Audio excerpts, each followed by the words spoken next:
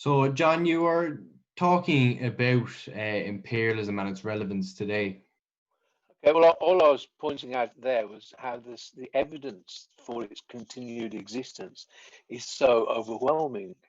When you actually look at how sort of wealth, income is distributed between countries, you find that it matters more.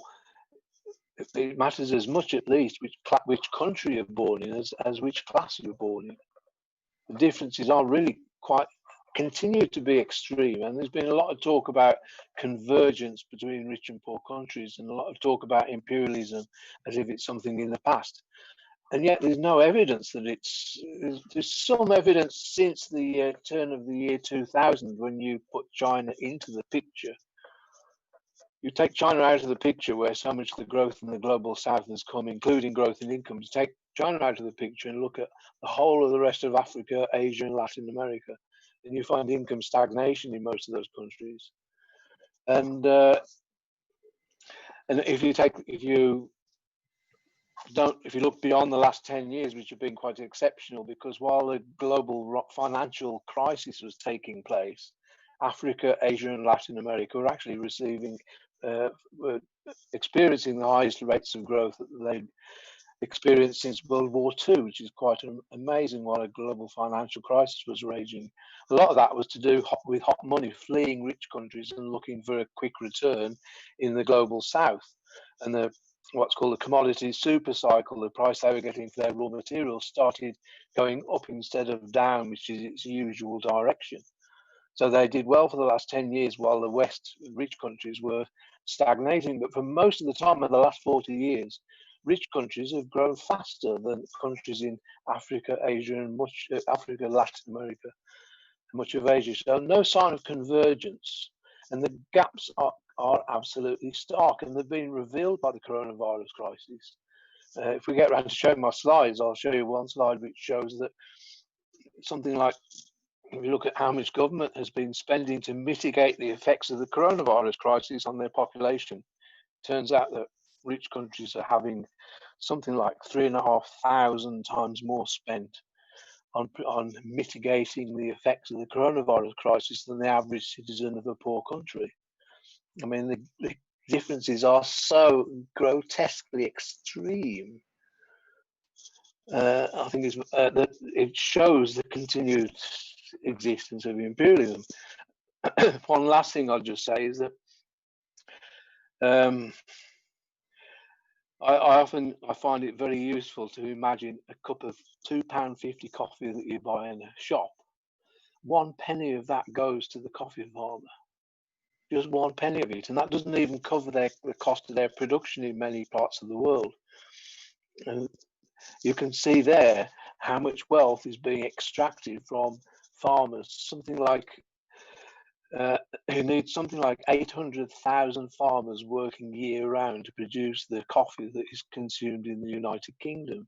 Imagine that. Nearly 1 million poor farmers spend their entire lives, because we consume something like 3.5% of the global coffee, and there's 25 million farmers. So if you go and work out what 3.5% of 25 million coffee farmers are, you get something like 800,000, and they are living starving in poverty. They can't afford to pay their medical bills. They can't afford to send their kids to school. In fact, they need their children as child labour to bring in your coffee.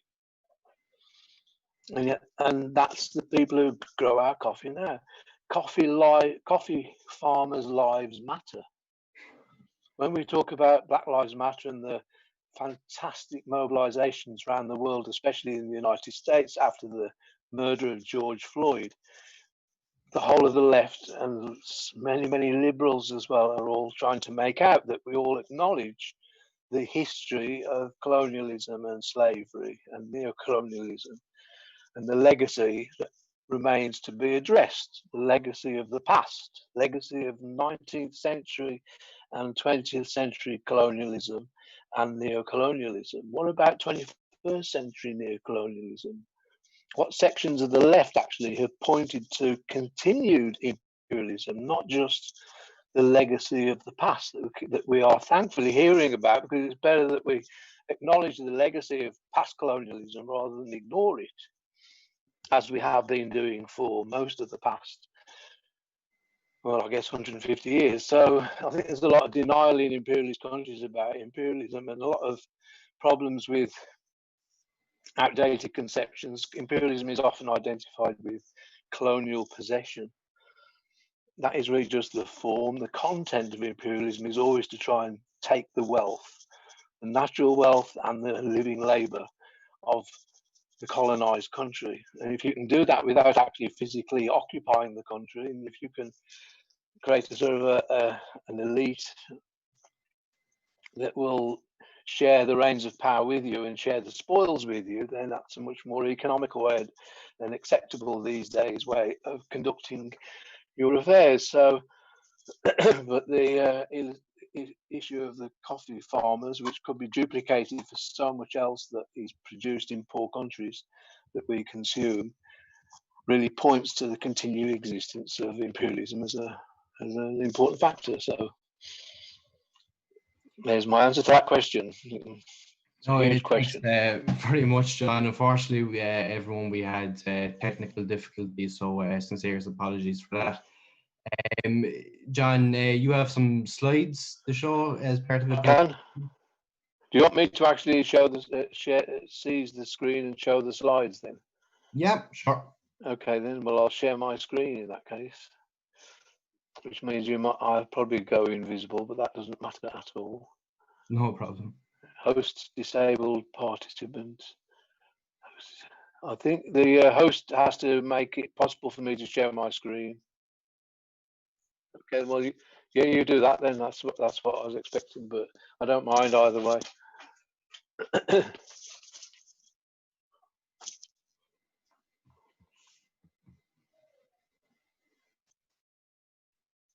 At the moment, I don't see any slide on the screen. Should I not? Ah, I see. Okay. Does that mean none of you can see it either?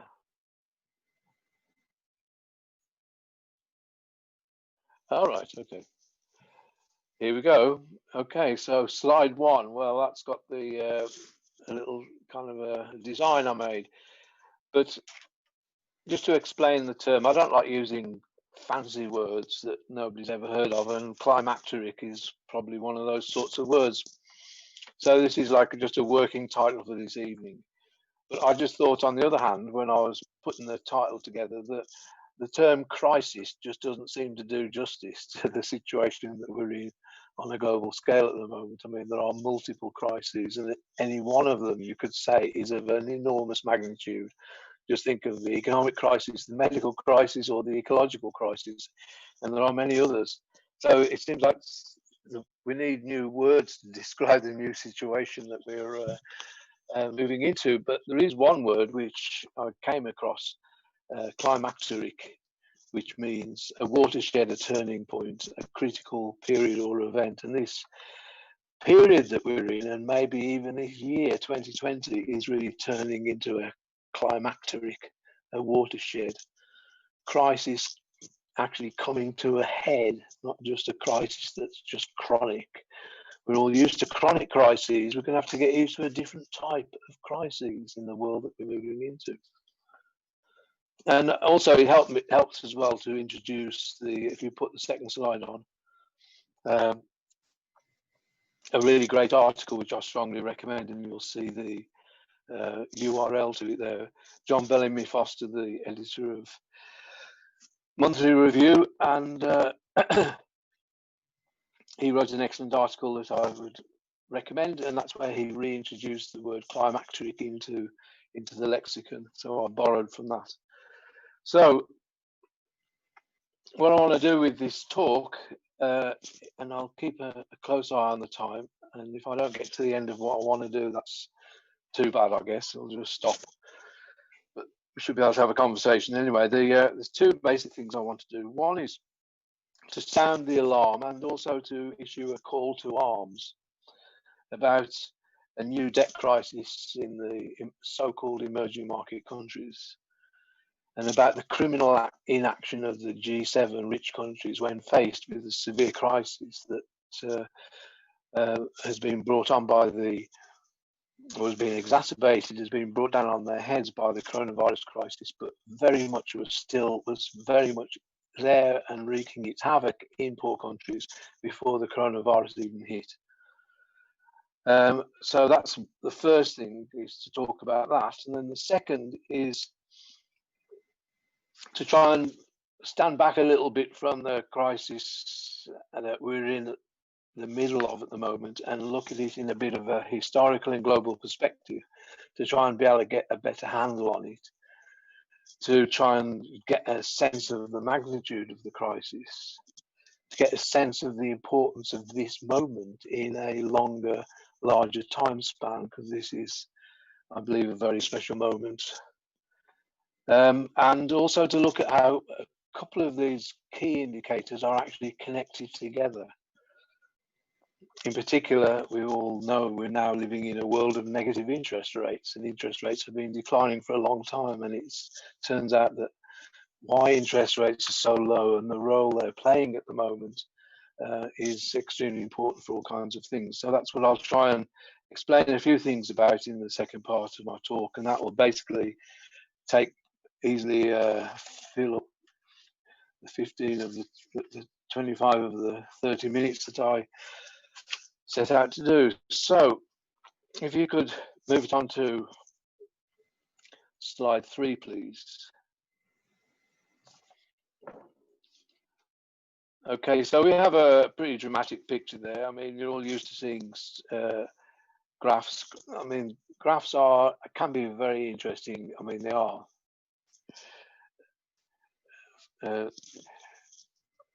What's so good about a graph is that it can show how things move in time. And so most of these graphs will actually show the picture of the last 20 years or maybe the last 5 years. And you can see where we are at the moment. And there we are, a global economy on the cliff edge. I don't need to remind you all about the very sharp decline in GDP and growth all around the world. If we move on to the next slide, you can see here that one of the remarkable things about the first phase of the COVID crisis was how, even before coronavirus had even made its appearance in Africa or Latin America, the economic shockwave of its arrival in Europe had already exerted an enormous impact. Most of Latin America and other countries actually started locking down even just as the crisis was hitting, but it still spread because of their lack of possibilities. But you can see here in this graph anyway, how much more severe the economic shock of the arrival of coronavirus in Europe and North America was for these southern nations. And if you move on to number 4. Feel free to. Sorry, the next one is number 5, which shows the developing economies face varying hit from coronavirus pandemic. So this shows here how Latin America has, for various reasons, been much more badly hit, both economically and medically, by the coronavirus crisis. Okay, if you could skip on, just go straight through the next one and then go to the one that says the Great Reversal at the top, please. Feel free to take as much time as you need. Okay. No, at all. Okay, well, so what we have therefore is a picture that was rapidly developing by April, May of this year, that poor countries, the coronavirus was just starting to take off, but already they'd had a dramatic economic hit, the worst hit they'd received in their living memory. Simultaneously, a massive exodus of wealth, capital flight, investors just withdrawing their money in a panic on a scale that's never been seen in history. And then at the same time, a big decline in remittance flows from those among their number who found work in rich countries, also a collapse of the tourist industry, a collapse in their currencies as well, which made foreign debt more expensive.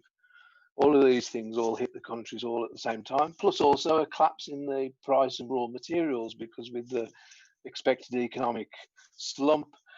The future prices of raw materials just fell through the floor. In fact, if you remember, oil even went into negative territory. You could actually get somebody to give you money to take oil off their hands at one extreme moment. And since then, rich countries have spent a huge amount, nearly all of it borrowed, in order to try and finance, to try and put some kind of a cushion under the economy and stop it collapsing completely. They've spent a gigantic amount of money, as you all know. That's $8 trillion. That was as of May the 23rd of this country, of May 23rd of this year.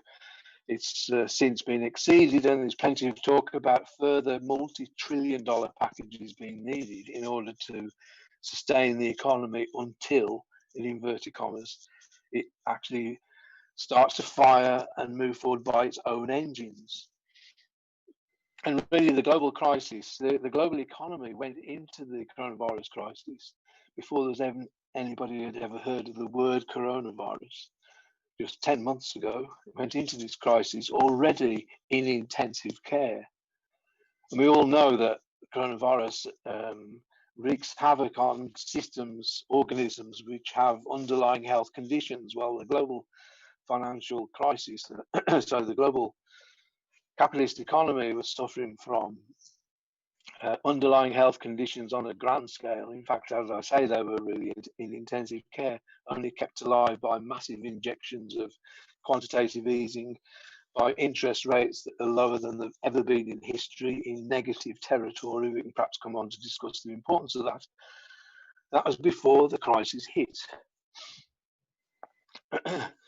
But since then, they've spent a huge amount of money, massively going further into debt, in order to try and prevent the shockwave of the economy causing complete collapse from which they'd not be able to get up off the floor. So if you move to the next slide,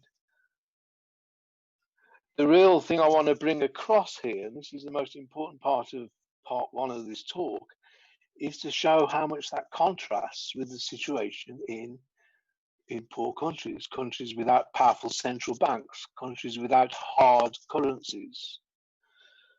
And what we find there is that the G20, well, what is the G20? The G20 is the rich countries, and they now meet often with leaders of India, China, Mexico, a whole range of other countries, Brazil, South Africa.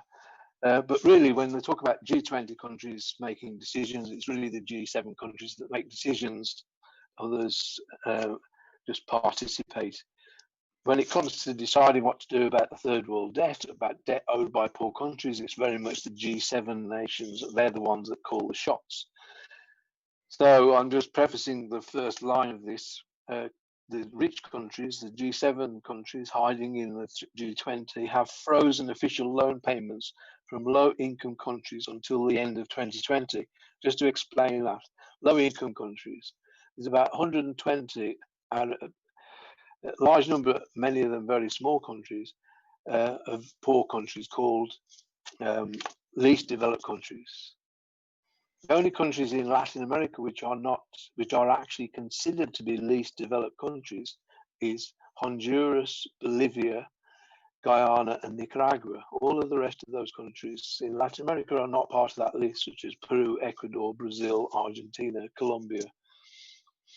These least developed countries, many of them in Africa, were granted the permission by the G7 rich countries to apply for a postponement of their interest payments until the end of 2020. Not a cancellation of interest payments, just a postponement of interest payments, and they would have to pay interest on this postponement. Not only that, the most important thing here is that this would only apply to the money which they owed to official creditors, such as the World Bank or individual governments. The private sector was left completely out of the picture, and yet it is the private sector who these poorest of poor countries actually owe their money to, owe most of their money to. So the intention when this package was announced back in April was to put pressure on the private sector for them to follow suit and to also postpone, delay until the end of this year their payments, the servicing of their debts. These people are loan sharks. I mean, who goes to the poorest parts of town to lend money to people who are most hard up? They're the loan sharks. These are the people who the least developed countries owe most of their money to.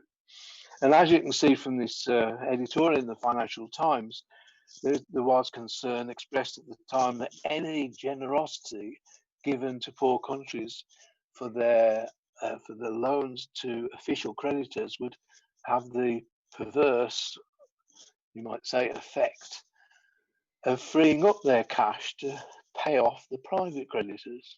In other words, the effect of any generosity by the official creditors is to basically bail out the private creditors and ensure that they can keep getting their money without a day's delay and without a cent or a penny knocked off it. We're talking about the poorest countries on earth who need every penny they've got in order to cope with the coronavirus and to cope with the biggest economic hit they've ever experienced in their living memory. So that is the extent of the generosity of the rich countries. And they've been debating it since. And incredibly, they still haven't agreed to roll over or to extend their postponement of debt servicing until the end of this year. The proposal is, and they probably will agree to it, is to roll it over so they can have another 6 months or 1 year holiday from having to pay their cash. So if we just move on to the next slide. That's one there, reports there how reports from the International Labour Organization showing the absolutely mind-boggling, stunning impact of the crisis on working people, on the poor majority of Latin America and Africa in particular, but the same is true in India and Indonesia and many, many other countries. And it reported here that in the first month of the crisis, income of informal workers fell by 60% globally, with a drop of more than 80% in Africa and Latin America. Now, the informal workers, that is half of the entire working class of this planet. Half of all workers fall into the category of informal workers, and that includes those in the rich countries. In poor countries, informal workers are even bigger. More than half. And they're the ones who are already on the lowest level of income above subsistence, and they've suffered during that terrible second quarter of this year a 60% or even 80% drop in their living standards, in their income. And in many places, it's hardly begun to recover. So if you move on to the next slide.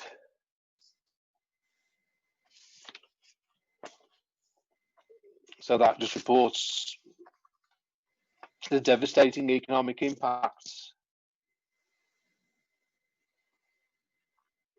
And if we move on to the next slide. So I showed you the editorial from the Financial Times, talking about the mass starvation of people in poor countries and the role of rich investors in leeching every single penny they can from these countries, despite the fact that there's a pandemic raging. Despite such an editorial, they printed nothing about it for the next 3 or 4 months. No more editorials, hardly any articles about this.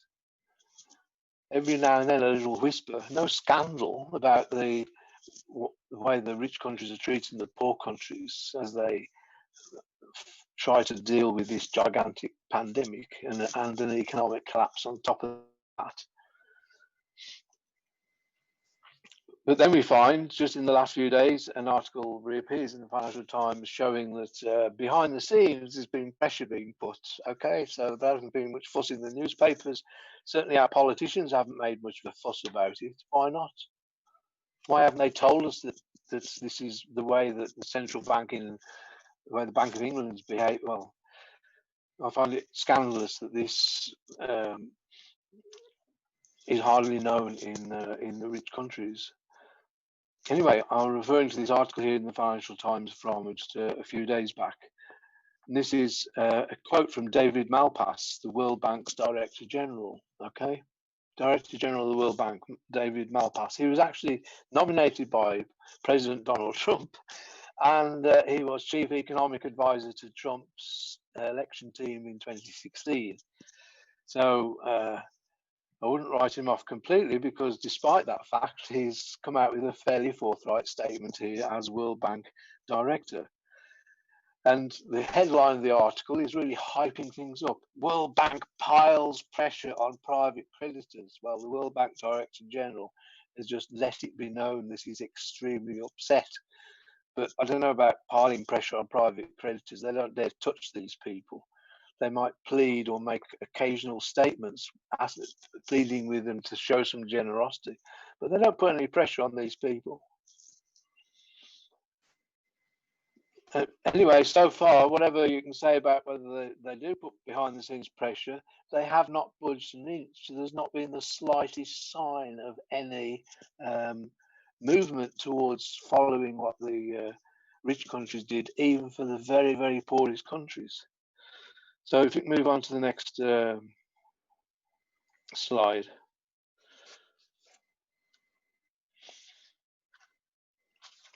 So I've pretty well explained this, apart from the last sentence, which kind of underlines what I've just been putting. For the poor countries, those that are poor enough to actually qualify for this generosity, which is for their interest payments on their debts to be postponed by a couple of months, but they have to pay interest on that. For them to get this, they have to ask for it.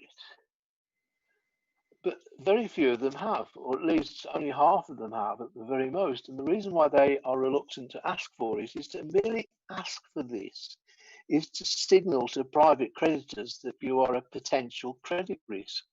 Your credit rating will actually drop if you merely ask for this generosity from the rich countries. So many of them are so scared at upsetting the private investors who are offering them money at low interest rates at the moment. They can borrow money now at a lower rate of interest than just about any time, because there's so much cash sloshing about, and it can't find a place to invest that doesn't have negative interest rates in real terms once you take inflation into account. So there's a lot of money that's started flowing back into poor countries. In fact, poor countries have actually borrowed more, have broken records in 2020 for the amount of new money they've borrowed, because those that can borrow are taking advantage of extremely low interest rates. Anyway, so they must even ask for it. So if you move on.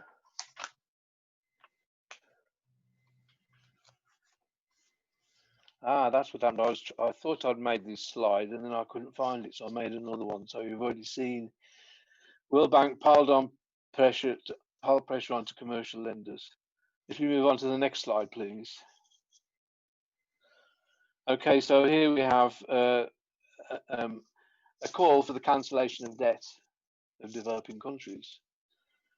And it just points out here that the actual total amount of debt servicing in 2020 from all developing countries, according to the calculations of these authors, 3.9 trillion. So when we take into account that those poor countries that have applied for debt relief have managed to postpone debt payments on 3.95 trillion of their debt, that's nearly 4 trillion. Okay, so they've been able to postpone, sorry, 5.3 billion. They've been able to postpone $5.3 billion of debt, 5.3 billion. And the total amount of debt owed to private and public creditors by poor countries is 3.95 trillion. In other words, I'll do the maths for you. The total amount of debt relief they've so far received is 1/750th of the total debt owed by poor countries to rich countries. So that's the extent of it. It's virtually nothing. And yet what we need, we are moving into a financial crisis, a new round of debt crises. So how am I doing for time here? Let's think, because I think I've Yeah, already going said. very well for time. Take as much time as you need. Well, in that case, I'll plow on. Okay, so if you just move on to the next slide, please. That's the picture there of Cuban doctors arriving. I don't know which country it is, I'm afraid. It could be one of many because they are present in so many countries. And before I move away from the topic of coronavirus itself completely, we have to take note, it seems to me, of one of the things that the coronavirus crisis has revealed. It's revealed a hell of a lot. And one of the things it's revealed is that we need a global health service, not a national health service, but a global health service that every worker, every working person, every human being on this planet should have access to basic free healthcare. That is a human right. It is a right which working people have conquered for themselves and for the rest of the world. And if we don't try and make that a reality for all workers, then we won't be able to keep it for ourselves either. And it just seems to me, I don't like, it's not, I should put it, you often hear people putting across a self-interest arguments in our interest because we can't defeat the coronavirus anywhere unless we defeat it everywhere. In other words, if we could defeat it just for ourselves, then it wouldn't matter to us whether the coronavirus was raging elsewhere. So I don't like that argument, but it is actually also a fact, is that we are all human beings and that if one person can catch something, then somebody else can catch it. So we better look after each other's health, just like it kind of makes sense, you know what I mean? But it's also a fundamental basic human right. And it seems to me that the only country on earth which is acting on that, on the imperative of the need for a global health service is Cuba. If everybody did what Cuba was doing, or if the rich countries were to do what Cuba was doing, we could make rapid progress to having a global health service, to turning perhaps the World Health Organization into something that could do something 1,000 or 10,000 times more than it currently is. So, and the next slide as well.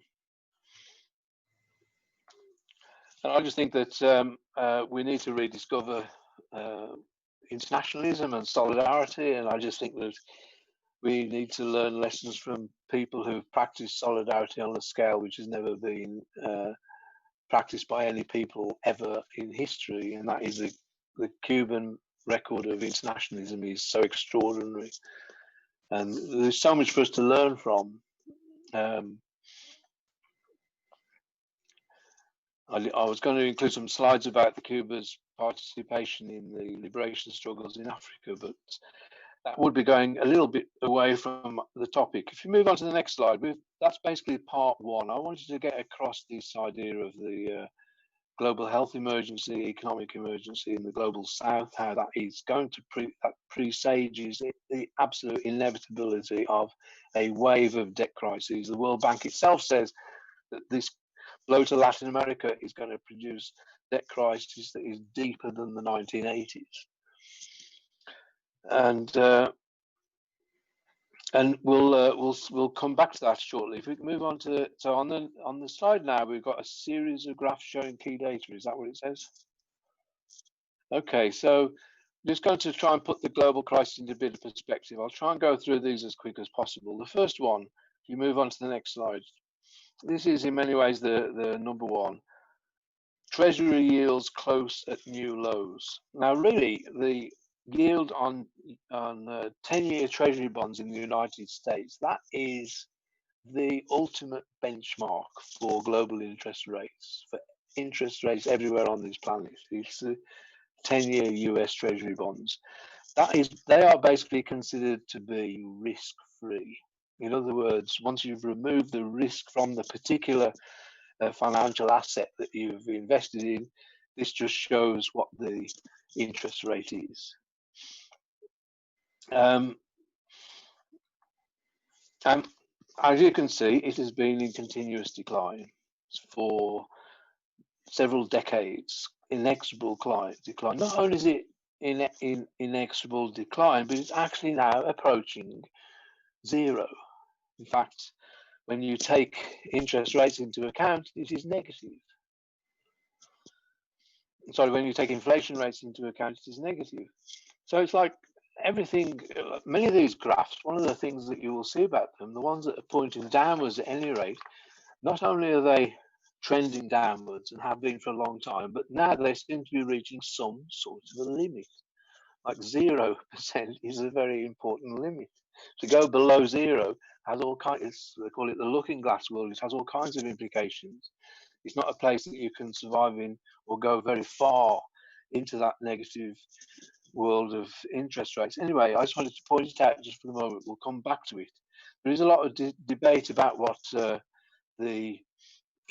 this interest rate is, whether this interest rate is actually fixed by the US government. They're the ones who decide to sell their treasury bonds and they fix the interest rate. But do they fix it? Because if they fix it at a price that's different from what investors are prepared to pay, they won't be able to actually realize that price. Another view, but nevertheless, governments and many economists try to give the impression that the government of the USA has some major role in deciding what the interest rate is going to be, and they've decided to have 0 interest rates. Another view regards interest rates as, well, the term the natural rate, that there is a natural rate of interest, and what the government has to do is discover what it is and try and hit that rate. And if it fixes a rate which is not the natural rate, then all kinds of bad things will happen. But the idea of the natural rate is that if you've got so much investment capital to invest, then you would look around and find places where you might be able to invest your money, and you'd make an estimate of how much your rate of return would be, let's say 5%. But you think, oh, it's quite risky here. There's a 4% chance I'll lose all my money. So that 5% interest includes a 4% risk premium, and you think you don't want to take the risk. You'd rather put your money somewhere where it was safer, where you only got 2 or 3%, but where the risk premium was much, much less. And so therefore, you would put your money into US Treasury bonds, the safest place of all, or some other very safe place that had a very small risk premium. In which case, if the government, as we say, the only way to make sure that this money is actually being invested and not just parked in treasury bonds is for the treasury bonds to lower their price still further, and then at a certain point, your greed for some sort of return will overpower your fear that you're going to lose your stake, and you will actually make the purchase. But anyway, the point is that you might say the balance of supply and demand of investment capital determines where the actual break point is, and the government tries to discover that. So it is interesting, therefore, that so many investors think there are so few places to invest their money that even at 0 interest rates, they are not actually indulging in an investment boom. The Latin American countries that we looked at earlier who were borrowing money were not doing it in order to indulge in an investment boom. They were taking advantage of lower interest rates to be able to just pile up further debts and keep their economies afloat. Okay, if you move on to the next slide. So we've looked at the all-important decline of interest rates. And now we see another extremely important indicator, and that is productivity. That is, you work out how much value is supposedly generated in an average day's work. And when that figure goes up, then you've got rising productivity. And this graph here shows the trend in the percentage growth rate in GDP per hours worked. And you can see how it has been in dramatic decline for several decades, and how that decline has actually accelerated and become much more definite since the beginning of the new millennium. And the other point to bring out here again is that that decline has been going on for a long time, but it is actually approaching 0. It's actually getting to some kind of a bottom. So If you move on to the next slide, please. This here shows it's actually quite difficult to get good graphs and good data on rates of investment. But this here shows clearly the direction of net private business investment, which is on a downwards trend. If you look at the proportion of the gross domestic product of rich countries that is being reinvested in capital expenditure, you'll find that has been on another long-term decline stretching back over decades. And in fact, there's something really interesting to be found when you look at what's going on with investment in rich countries. Because even though the total amount of investment that capitalists are making has been falling, the proportion of that investment that they are making that is in so-called intangibles. It's like there's different things that they can count towards investment. And it turns out that more and more of what counts as investment these days is not in new factories and new buildings and new machines and new installations, but it is in so-called intangible capital. Research and development, which doesn't necessarily lead to actually new production. Intellectual property rights, advertising, branding, software development, lots of things which used to be counted as overheads, but now they're allowed to count as investment. And you find that more and more of what less and less investment is happening is in these so-called intangibles. That is one of the reasons why the economies have been GDP rates of growth in rich countries has been in decline, is because of the decline in investment, and that removes a whole load of demand from the economy, and only by governments or other parties going deeper into debt can that demand be replaced. Okay, so move on to the next one. This is another obviously hugely important piece of economic data, GDP growth rates. That's what you can see at the moment, yeah, GDP per capita growth. Okay, well, just to point out one or two things about this graph, it actually shows data for rich countries and poor countries, and pretty well includes the entire world. If you just concentrate for the moment on high income countries, if you were to draw a straight line, or not a straight line, if you draw a single line through that through the graph for rate of growth for rich countries, it would clearly show a downward trend.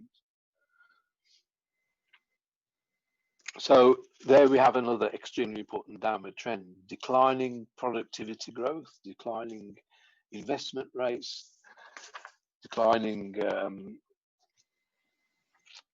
what was the other ones? Declining rate of interest, and now we also see declining GDP. We can also see here the comparison, the contrast between low and middle income countries and high income countries. And you can see here that for most of the so-called neoliberal period from 1980 onwards, up till the turn of the millennium, the dotted line, which is the per capita GDP growth for poor countries, was actually lower than in rich countries. That's taken as a whole. However, you can see that it went way above that in the first decade of the new millennium. As I say, a major factor in that was the so-called commodity super cycle. A large part of it was being stimulated by Chinese demand, which meant raw material prices went through the roof, and many poor countries that export those goods received buoyant exports for over 10 years.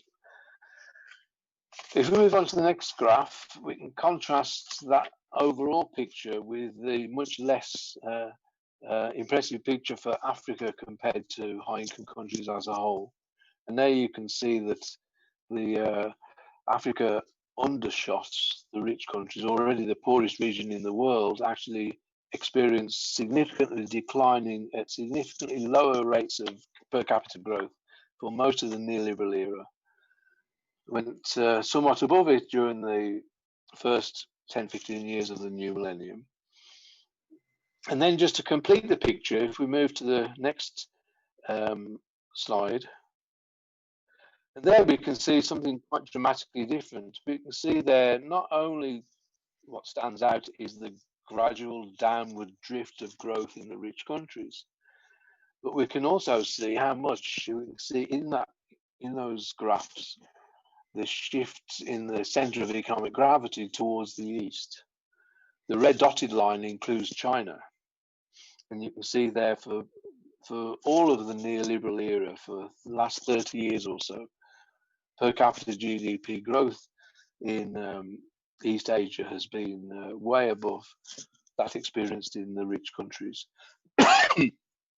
And South Asia, which is the black dotted line, the weighty component of that indicates there is India.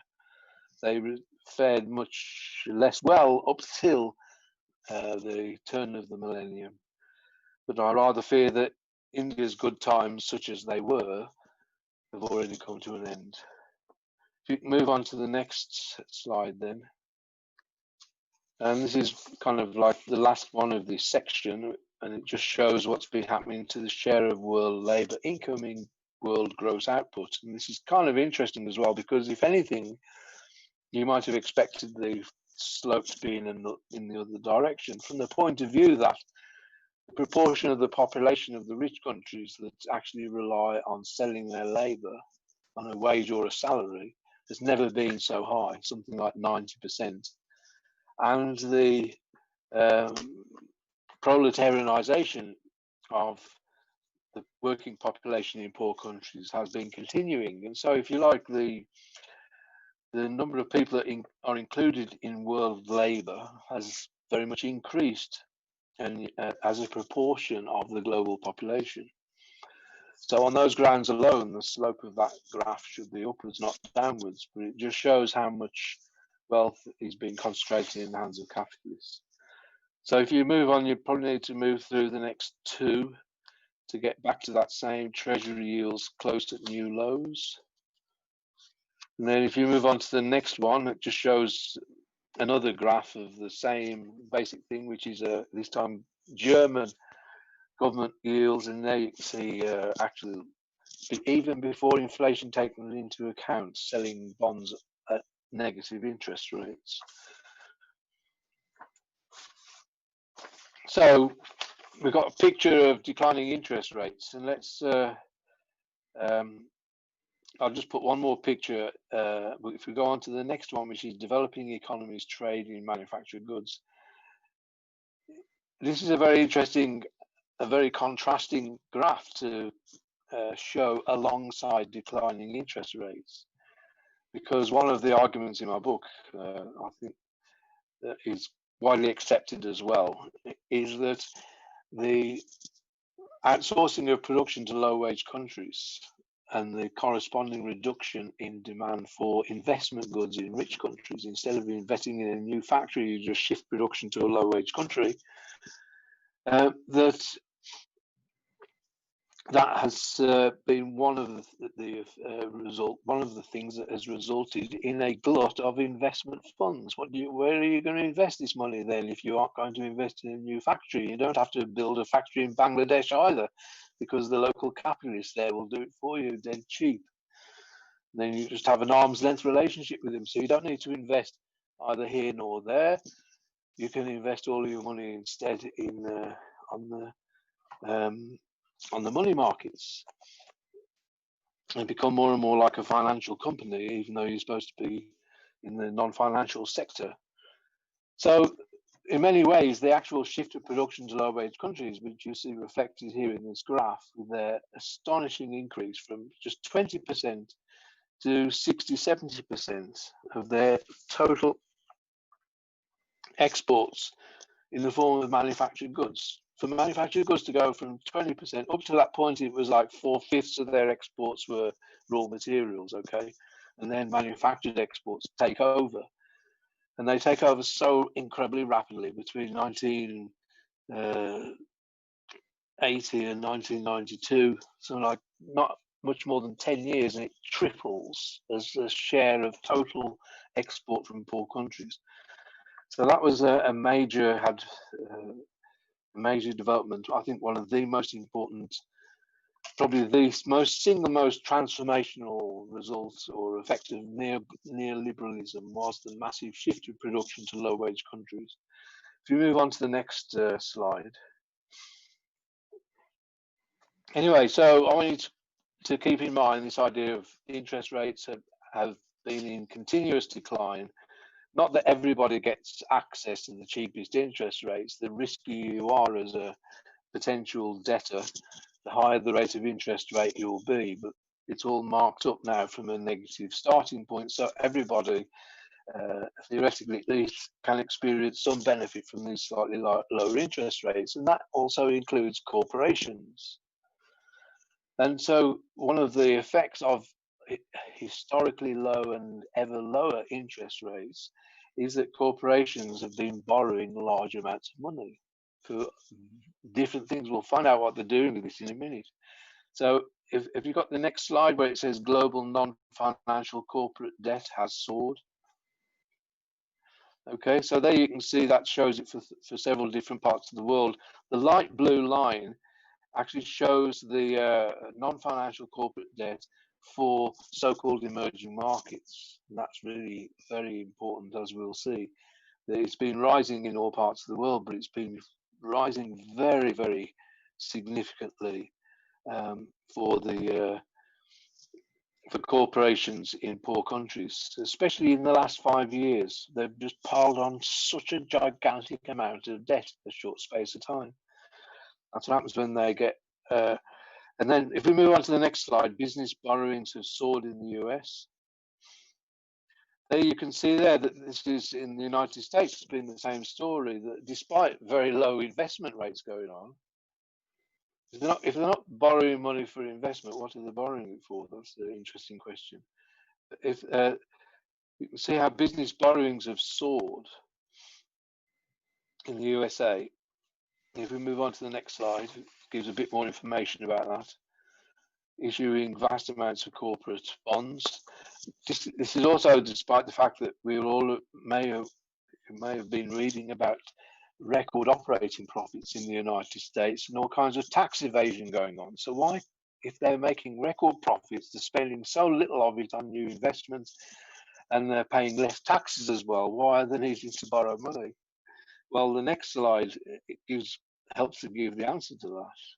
Companies favor buybacks over dividends. There's many companies in the United States in particular, but they've been doing it in Britain and Europe as well, actually borrowing money from lenders and using that cash to buy shares back from their own shareholders. So it's a different way of handing money back to shareholders. You can either hand it out in dividends or you can actually just buy the shares back.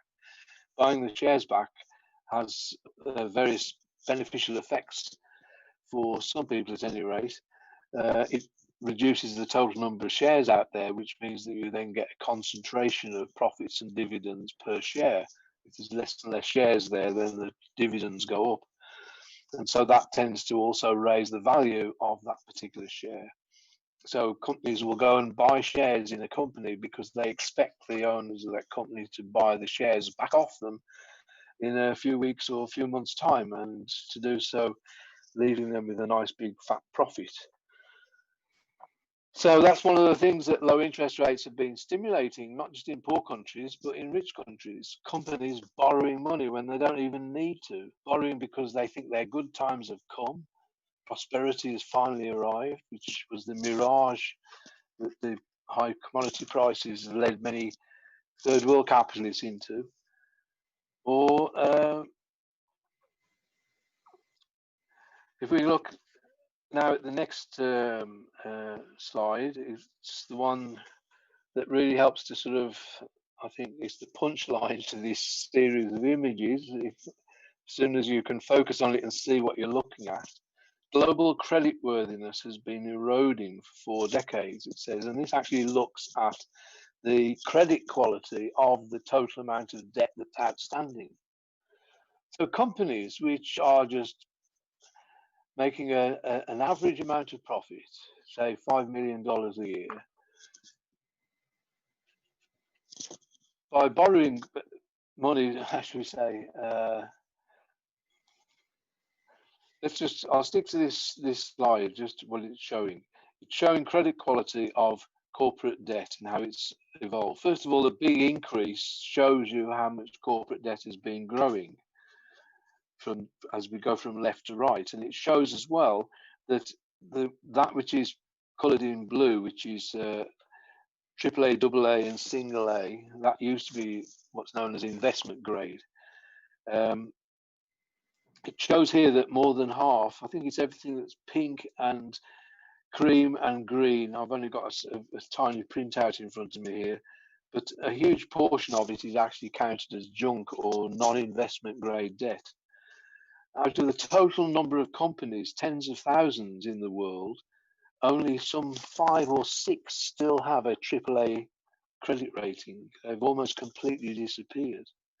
So what we have is an investment universe where corporations have just piled up so much debt, even corporations that you might think were very staid and careful. By loading up on debt, they can basically convert expected future gains into high asset values today. So they're trying to realize, they're not satisfied with realizing as much profit as they can today. They want to try and capture as many future profits as they possibly can today. And that means going into debt, mortgaging their future, piling up debt.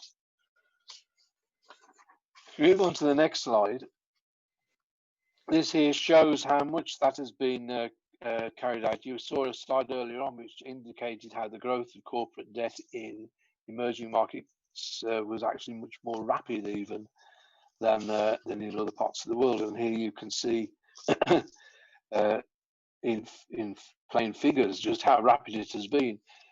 The foreign currency debt, which is the most difficult, most dangerous debt of all, because if you're a corporation in Brazil or in Nigeria, you would be able to, if you are considered to be creditworthy enough to be able to borrow money in hard currency from a foreign bank, then you would be able to do so with paying a lower rate of interest than if you were to try and borrow the same amount of money in domestic currency from a national bank.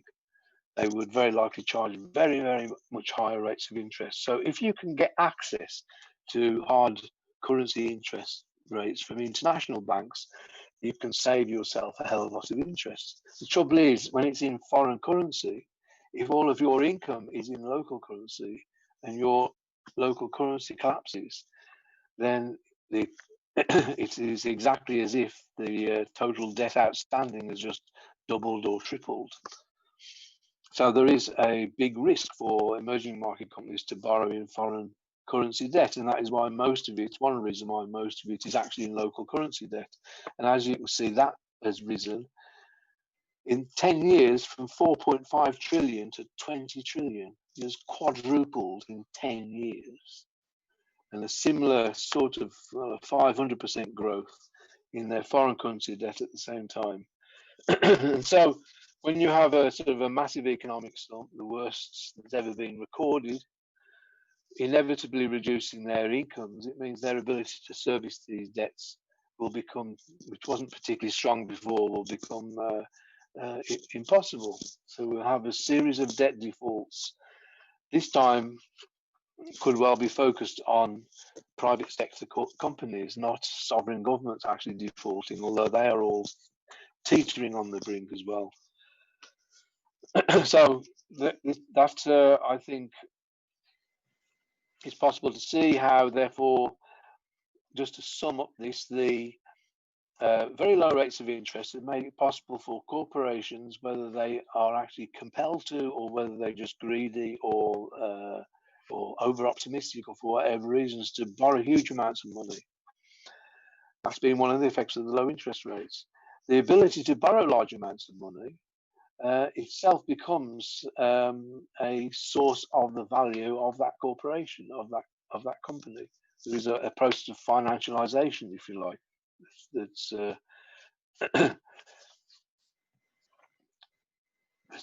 has taken place. If we just move now to the next slide, global debt to GDP ratio. Let's have a little sip here. That just helps to bring the tie everything back together, because really we're looking there global debt, all the different types of debt that we've been looking at, and it just shows the enormous dizzy increase. So I want to just, I think now, bring this presentation to a conclusion, and you can move on to the next slide, please. Yeah.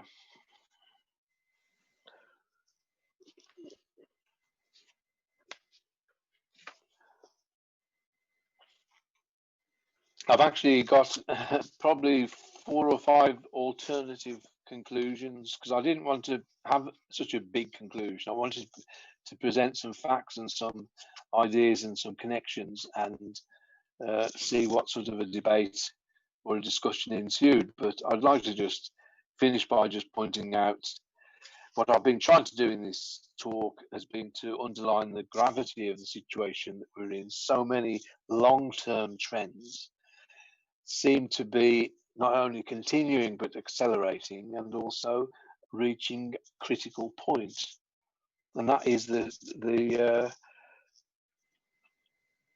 huge increase in debt which governments have taken on in order to try and prevent a complete economic collapse has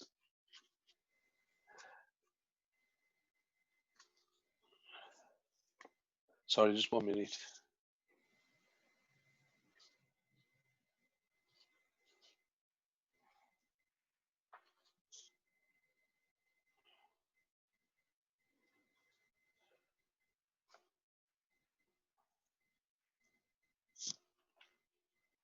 What's clear is that all of the commentators are all agreed that the only way the huge increase in debt which governments have taken on to pile onto their already astronomical debts, the only way that we'll be able to work these off is by moving into a prolonged period of faster than average, or faster than in recent years, economic growth, a period of steady growth which has eluded capitalist economy increasingly for the last 20, 30 years.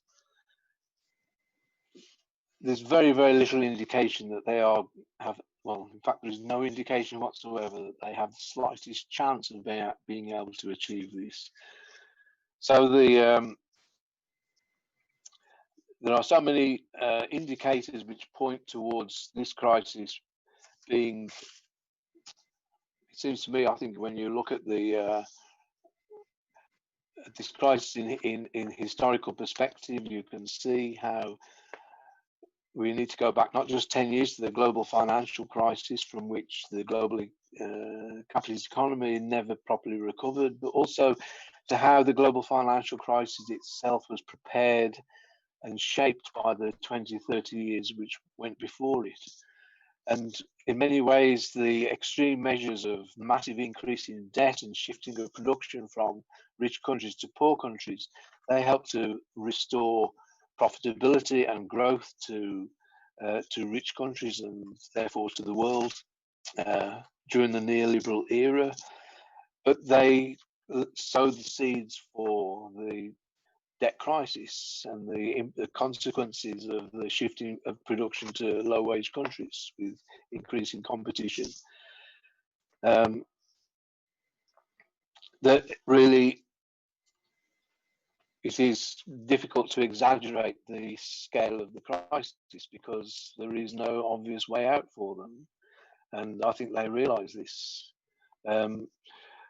I'd like to just finish. Yes, I've realised where I shall finish now. If you could go on to if you move on 3 slides to the one that begins Guyanese revolutionary Walter Rodney. Okay, that's a nice place to finish. Walter Rodney was murdered by a bomb in I think 40 years ago, or was it 50 years ago? Let me just think.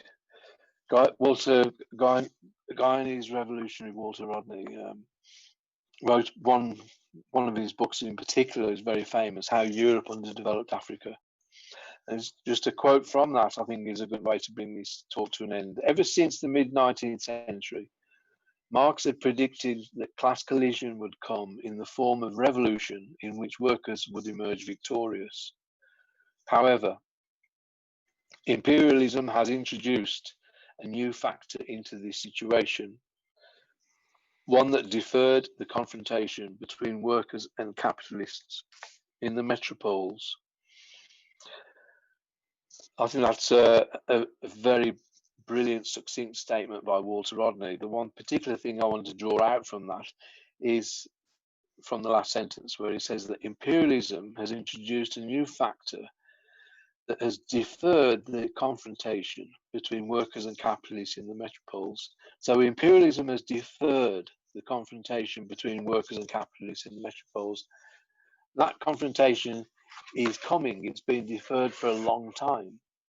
This crisis means that the old way of living for the imperialist countries cannot continue, and that they are being forced to tear up the social contract, which has paralyzed working class internationalism in the rich countries over the past 50, 100 years. And I just think that that we are, it's been so difficult to come to terms with what has happened to us since the global financial crisis and since the beginning of the coronavirus pandemic, that we haven't even begun to give a moment's thought to what is coming down on us, what we need to prepare for, because this is the deepest crisis that capitalism in its several centuries of existence has ever faced. We have to go back to pre-World War I and pre-World War II times to find anything comparable. And we all know how those periods ended. So I've been convinced for quite some time that the post-World War II world that I've lived in for most of my life, and that you have lived in for most of your lives, has definitively come to an end, and that we are, if anything, in what we should see as the pre-World War III world. I'm not trying to make out that world war is inevitable, but it certainly is inevitable unless working people take power out of the hands of those who are so misusing it. And on that note, I'll finish. Thank you. Thanks a million, John, for that absolutely excellent presentation. Extremely comprehensive, offers an awful lot of knowledge and information to reflect on, as well as to study. A very good companion, a very worthy companion to your book on imperialism. I suppose we can spend, a brief minute or two just sort of examining the trajectory of capitalism through this crisis. What do you think is the pressing need for the workers' movement in the global north to take in solidarity with workers in the global south who are fighting against the process of super exploitation?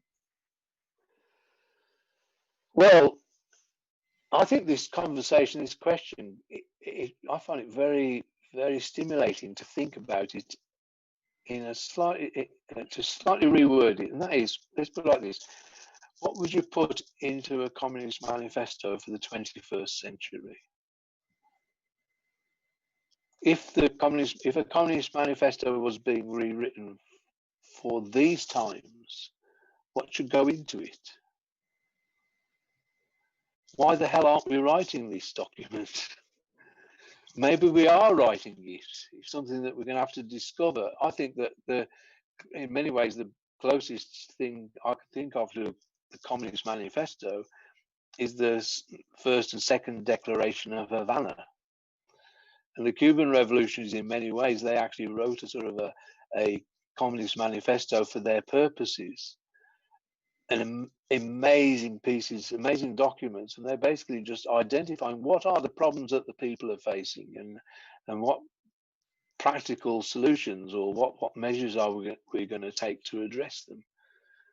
So if we'd say what should workers be doing, it's we have to, well, it's obvious, isn't it, really? We have to act in our own interest, not in somebody else's. We have to act in our own interest. What are our own interests? It seems to me that people are drawn to the socialist movement and the communist movement and the workers' movement, I think, by maybe there are many different reasons, but one big reason is that we are drawn to this movement because it is opposed to all forms of oppression and discrimination on the principle that anything which violates the unity and equality of working people, we are against. So we are in favor of eliminating and combating everything which interferes with and harms the unity and the equality of working people. That, it seems to me, is the sort of what's in the interest of our class, that is. And if we actually look at what is harming and violating the equality and unity of working people, we can see there are different things. One is gender, very important. The unity and equality of working people is seriously damaged by gender inequality. And not just low pay for women who are actually at work, but the fact that women's domestic labour is totally unpaid and unrecognised. But and then we can say there is racial division, and sure, that is a source of weakness and disunity, of course, especially when when workers of different races and colours are forced into competition with each other. But in many ways, the biggest of all, the deepest of all, is the division created by imperialism. Which part of the world you happen to be living in, which country you happen to be born in. That will determine whether you're going to be relatively highly paid or relatively crap paid. I know there's people who receive terrible wages in rich countries, but even the barista in London is far better than the coffee farmer. So therefore, if socialists are all about trying to combat every source of inequality, imperialism has to be the number one priority for socialists, because that is the source of the deepest inequalities. And the struggle for socialism is nothing else than the struggle to overcome the huge differences in life chances and in potential that people have in different parts of the world, to overcome the legacy of imperialism, to consciously combat this enormous obstacle to our unity. So that's the basic principle that I think will underline the Communist Manifesto for the 21st century. But just to say one or two practical things, I think we've already touched on one, the Global Health Service, that we need to try and emulate what Cuba's doing. We need to be in favour of everything that points towards a free, globally coordinated, non-mercenary healthcare system for the planet. Another one would be that it's not difficult at all to calculate the living wage, what it would cost for a worker and his or her family to pay for their basic nutritional needs, healthcare, access to education, a little bit on top of that, perhaps, for their what you call a fair living wage. There are calculations that have been done for Bangladesh, for instance. The Asian Floor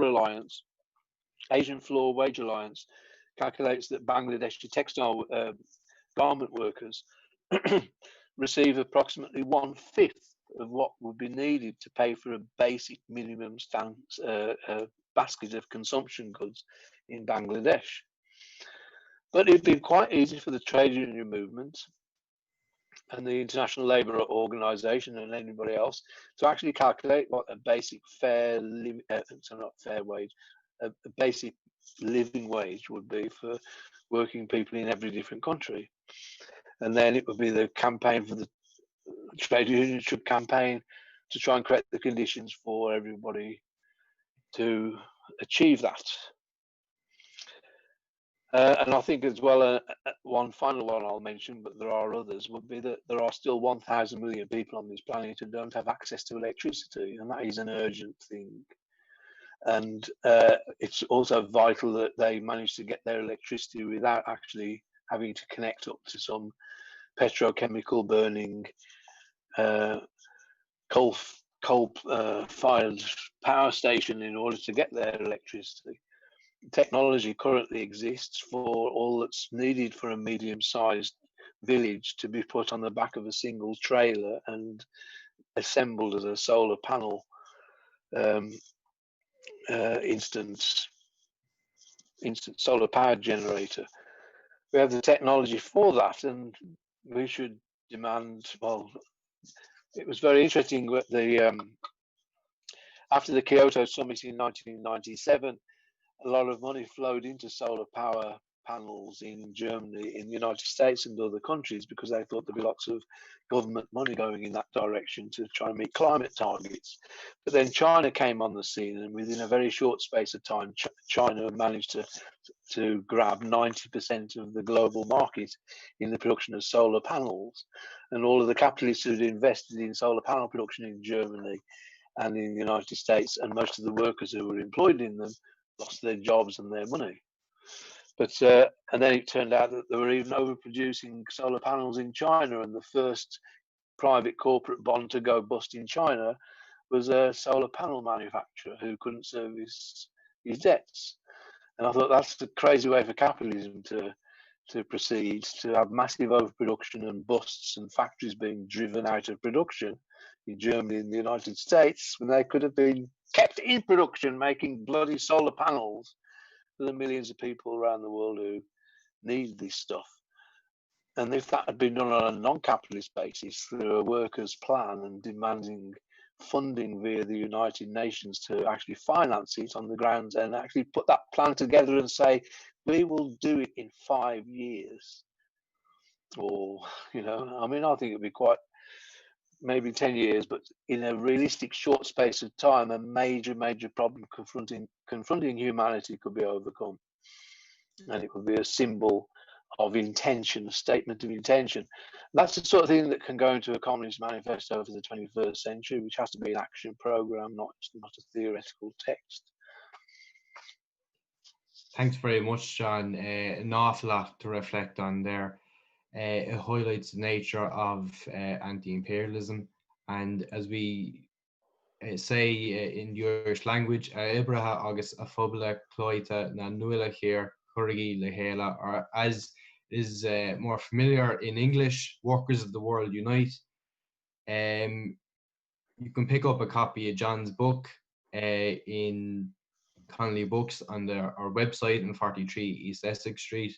An absolutely must read for anyone looking to take on these questions. Next week, we will have on a fellow Marxist economist, Michael Roberts, who will further develop some of the ideas explored today and be a great complement to John's work. So John, many thanks for your presentation and a brief discussion tonight, and to our audience as well. So thank you very much, and we hope to see you on the barricades. Okay, well, thank you all.